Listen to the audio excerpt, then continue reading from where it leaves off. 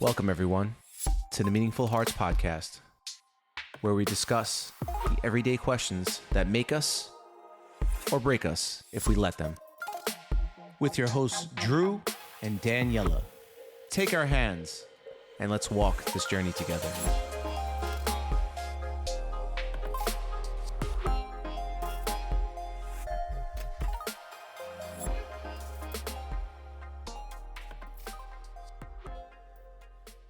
Welcome back, everyone, to another episode of the Meaningful Hearts podcast.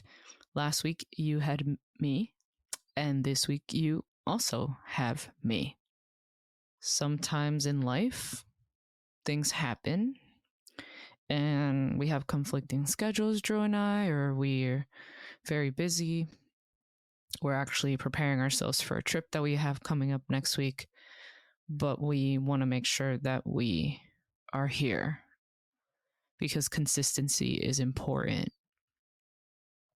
And I think in the realm of that, what I want to talk about today is that when there's a lot going on in our schedules, in our minds, and even in our hearts, we are more predisposed to allow ourselves to fall into the trap of being harsh on ourselves.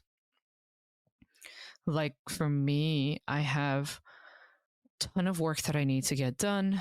I need to prepare. I also I have a cat, so I have to arrange for somebody to come in and take care of her for the whole week. So it can be a lot. That's just a few things. There are also other things. I have to pack, make sure my work is all done, make sure I have everything that I'm going to need. I'm also in the process of exploring further education, so I have to make sure that I attend the meetings and the sessions and all of these things. So sometimes it can get pretty overwhelming. And like I said, when this happens, we are actually more predisposed to be harsh on ourselves because we add so much to our plate. And I think what's important is not just going through the process of acknowledging the way that we're feeling and thinking about the way that we're feeling and ultimately sitting with our feelings to help us process, but also asking ourselves, how resilient are we? How resilient am I? How resilient are you? Because a lot of us in the mental health field talk about the importance of sorting out the things that you're going through, sitting with those deep, dark feelings.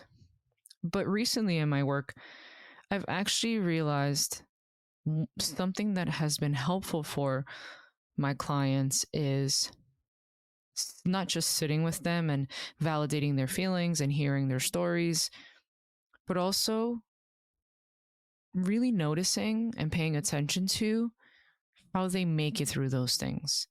Because a lot of us, again, spend time feeling in overwhelm, or we are like, damn, why does this happen to me? Or damn, I could have done this better. Or I could have handled that differently.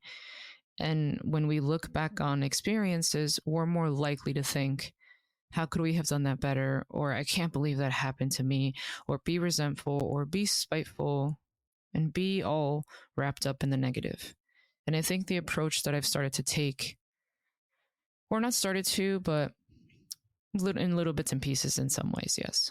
But in any case, the approach that I've implemented recently is reminding people that regardless of how down you feel, regardless of how anxious you feel, you're still very resilient for even being able to experience that, to have anxiety and still try to do, even if it's just one thing, because people have a hard time getting out of bed, or they have a hard time leaving their house, or they have a hard time going out and socializing.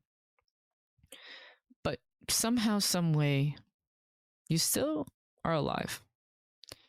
And the more that I highlight how resilient somebody is, the more that they're I guess like their demeanor changes. Not all the time, not 100% of the time. But like I said, it's just a different approach. And so it got me thinking about how I can apply that here. Because again, the premise of our show is to help build a more meaningful life. And that I think is a wonderful premise, but I'm biased. But even within that, it's I can recognize it's pretty vague. There's so many different ways to build a more meaningful life. And so this is the question that I pose to you all, is to take a moment and I guess write down and answer the question, how resilient am I? What does that actually mean? What does that look like? And then see where it goes for you. If you can't think of anything, literally nothing at all, just thinking about it makes you resilient. Just allowing yourself to listen to this and ponder the question. That's resiliency within itself. Now, do I encourage you all to answer the question? 1,000%. Because you'll be surprised at how much momentum answering such a simple question can really bring into your life. And that's the question that I will leave you all with. It'll be a short one tonight, at least at the time of this recording. It'll be out tomorrow, but that's neither here nor there.